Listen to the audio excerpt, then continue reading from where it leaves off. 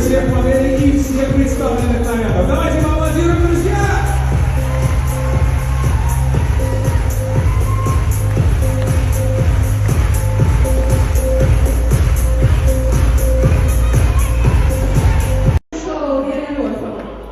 Dünya meşhur modeli, dizayner, moda dünyasında ürünüşük eden enana ve jurnalist soru verdi.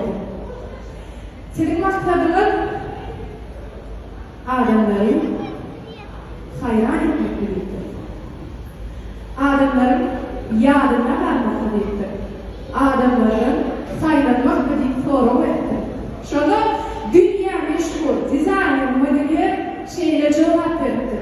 Adamlardan faydalanmak için dizayner modeli olmak gerekende işten çıkarıp sahne çıkarmayan için faydalanmak. Men maksadım bölümlük olup yağda varmak dedi. Şok için dinleyenler bölümlük olup yağda varlar. Benim hemlerim ağlamada bölümlük yaşasın Maralcan.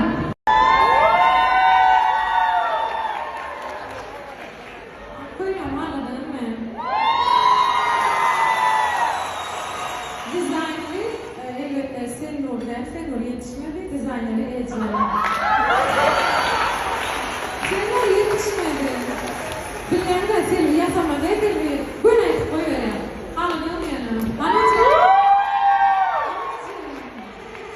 Hello mommy. I love you. Ece'ler yedim hemen koyun.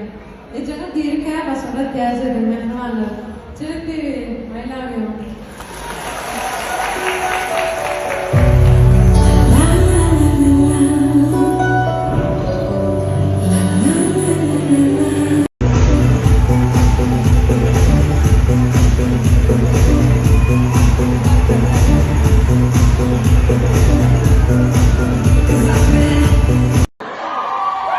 Hani Pepe? Pepe, ha Pepe değil mi? Bol be. Acıktın mı? Ne, çuğunun yağdı oğlu be. Yatman.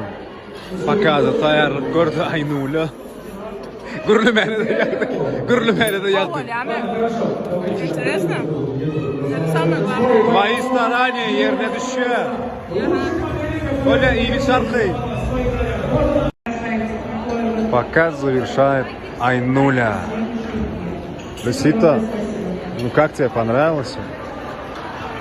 Тебе а еда какая вкусная, да? Молодцы, Сергей, удачи!